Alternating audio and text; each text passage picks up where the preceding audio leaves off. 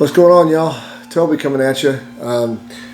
We are at 18 weeks since my surgery. Tomorrow will be 18 weeks. So today is Saturday, the 7th of June. Okay, so first weekend to June.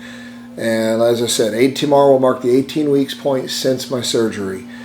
It's kind of funny if you look at the math on that. 18 weeks as of tomorrow, but yet you go from February 2nd to March 2nd to April 2nd to May 2nd to June 2nd. That's 4 months. The math doesn't add up sometimes, but it is 18 weeks. So anyway, this is going to be probably a pretty short video, not covering a lot, just going to address some things that have changed from last week to this week. As I already told y'all, I officially ended my cardio rehabilitation last week. So this week was a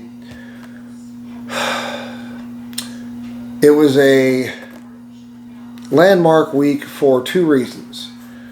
One of which is going to change. So the first reason why is because this was my first full week back to work without having to add in a schedule of the cardiac rehabilitation. So what I was doing before was Monday, Wednesday, Friday. As you all know, Monday, Wednesday, Friday, I was going in there at 6 o'clock in the morning and doing the rehabilitation. That would usually get me done by 7-ish, a little after 7 maybe.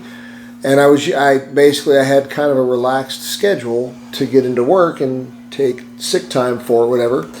But so this was my first week of not doing that. On the Tuesdays and Thursdays that I was going to actual regular work, I was getting up about half an hour earlier to make sure I have time to get into work at a reasonable time. So I don't need to get into all the details of my work schedule, but I usually get in there. I get into work at 6:30 in the morning.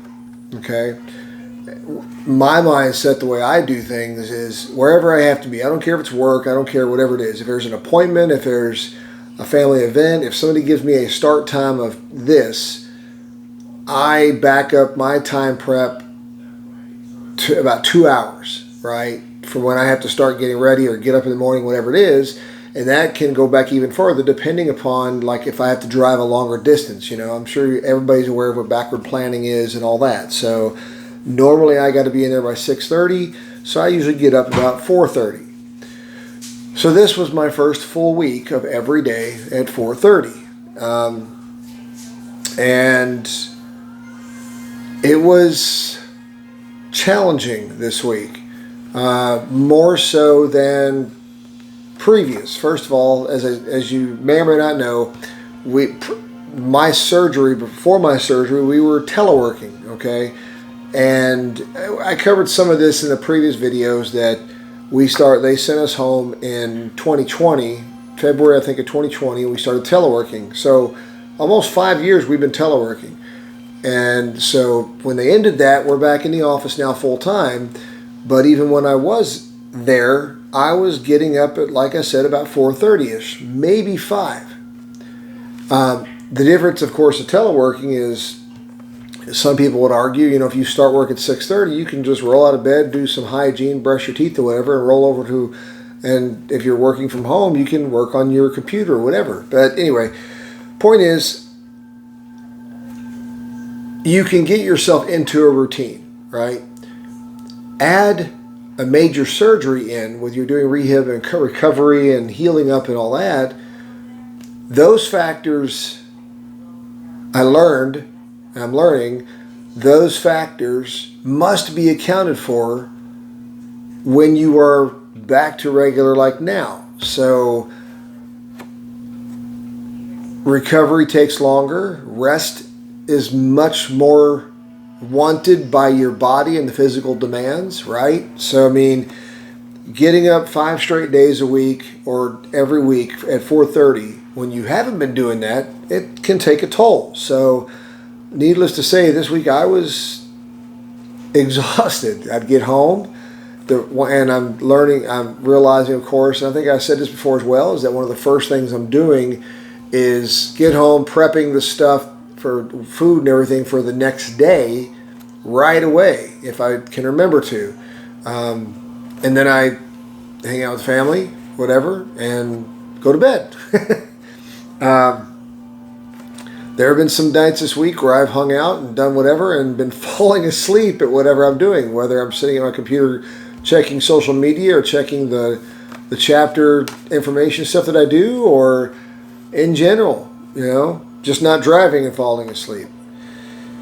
Riding has been fun, but it helps. So again, it's just like I said, this is the first full week, no rehab, and it has taken its toll, and I'm still doing some acclimating to that. So take that for what it's worth. For those of you who are out there, if you're recovering, when you get back to a full work schedule without rehabilitation and you've finished it,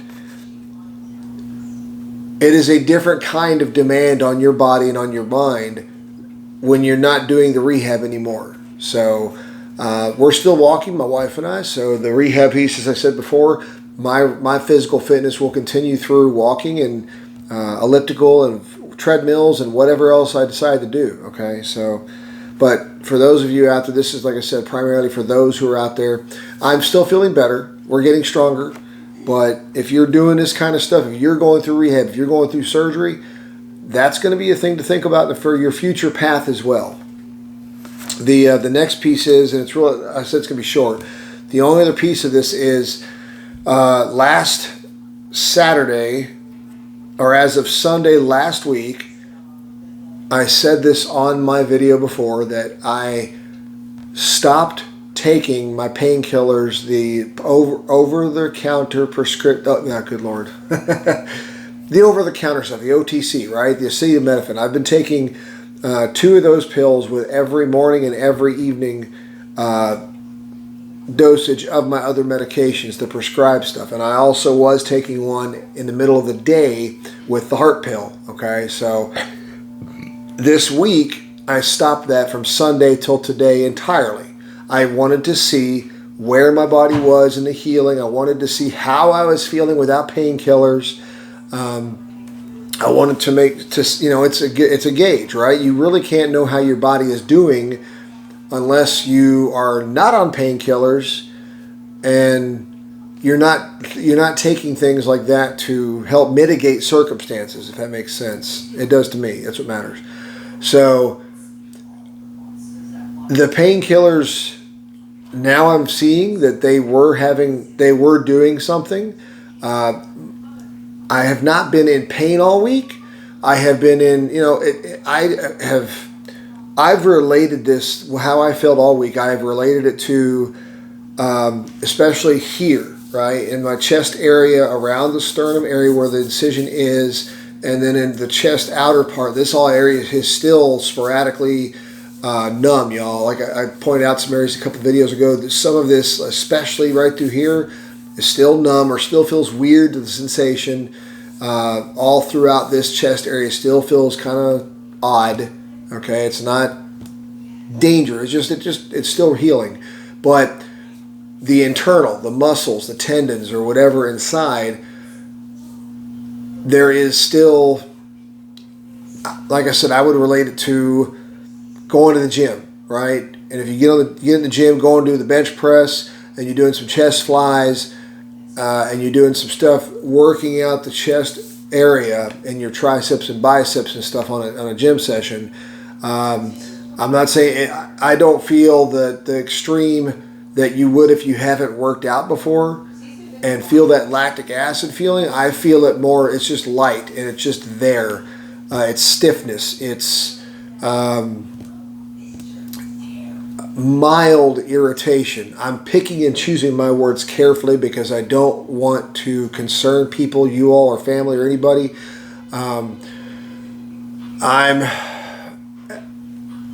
It's hard to describe this, the way this feels. It doesn't hurt. It's not pain like range of motion limiting. It's not pain like function stopping, like I can't drive, I can't move, I can't walk, I can't work, I can't run. it's not any of that kind of pain. It's just there, right? It's just like, yeah, you feel it.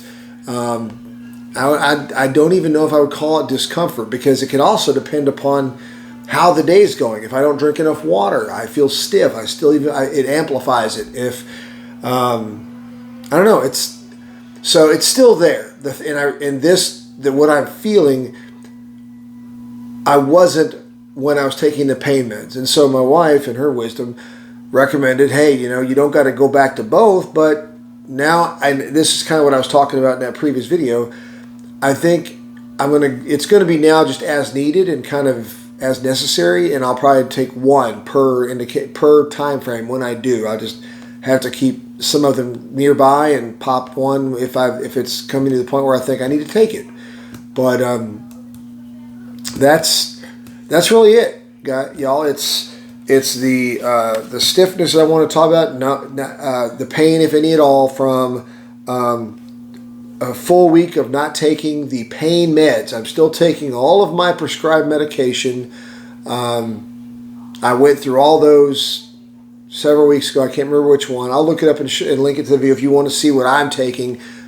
If anybody wants to do it, feel free to. Check out this video here, wherever the link is. I think it's over here. And that'll be the one where I showed the prescription labels of all the medication I'm taking. Okay, it's not a ton, but it's quite a bit. Okay, if you want to compare it to yours, feel free to. These are the medications that my cardiology team and my cardiologist and doctors have said this is what, for me, my body type, all of my lab tests and everything say I should take. Okay, yours might be different, but feel free to check it against it and ask your doctors. I'm sure these days they get very down to the, I almost want to say the genetics, or the, whatever, the stuff of the blood, the details in the blood or whatever, to determine what kind is best for each person, whether you have allergies or whether you have a predisposition for, if somebody's having kidney issues or liver issues or other historical genetic family problems, maybe those medications change that much of a little bit. So, but yeah, those are the two things I want to tell you about. The first full week back, and my medications, the painkillers have ceased, and now I'm just going to probably go to as needed, or even one per day, one per pill taking, whichever one it's going to be. My decision. That's about it for now. Feel free, please continue. You all still are doing great, or say great, listen to me like I'm grading you. Not grading you, just I'm loving the stories. People are sharing with me how, if they've just finished or they're in going through cardiac surgery, some kind of valve replacements, arterial grafting, whatever they can. Share your stories, please. Feel free. I'm telling you, somebody's reading those along with me, and it's encouraging them or letting them know they're not alone, because it's important to know that, okay? You are not alone in doing what you're doing. I had one comment. I'm not going to put it up here, though. It's just, the thing is like I said, I just finished cardiac rehabilitation. Another person just commented on another video saying that they had just finished, or they had done 36 weeks of cardio rehabilitation so far, and they recommended it. Definitely, I'd echo that and say yes. If you have the option to do the cardio rehabilitation, the therapy, do it. Do it, because it will only help you get recovered. Strength, stamina, tolerance will build faster and a better foundation. And listen to those nurses. Listen to them. Listen to your body when you do it, because your body's going to tell you, your brain and your pride are going to tell you, I can do this at level 15, or I can blow this out. Don't do it. Take your time with it. Okay. I will change subjects now, as you know, and as if there is something I can say updated wise with Riley or even Dale, I will tell you in here. If not, then I won't share it or won't mention anything, or that I've heard anything. If I don't, then I won't share. I do know, as I said before, Riley got her nasal feeding tube out. A couple of days ago, I saw that Rebecca said she was on her way to go to do dialysis and some genetic testing. So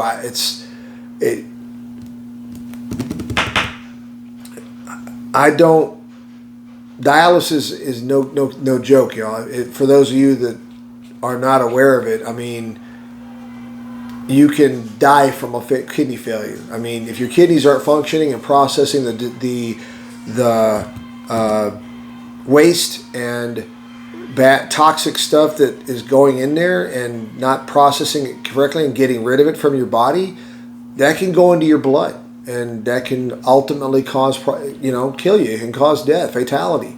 So she is a tough young lady. Keep her in your prayers, please.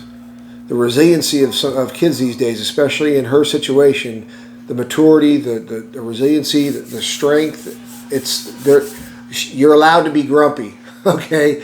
You're allowed to have your days. We're praying for you, Riley. Hang in there, please. I don't really have anything new about Dale. I will check, but please keep them in your prayers. And if anybody else has anything you want prayer for, or you would like people to reach out for or to pray for, please put those in the comments. Let us know.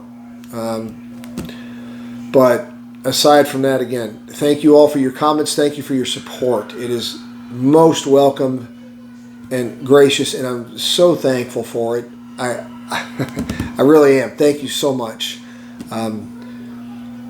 Hope this didn't drag out too long for you. I didn't have a lot of information this week. Until the next video, y'all take care. Enjoy the summer. Hope you're staying safe in any of the crazy weather that happens to go by. God bless you. Love you all.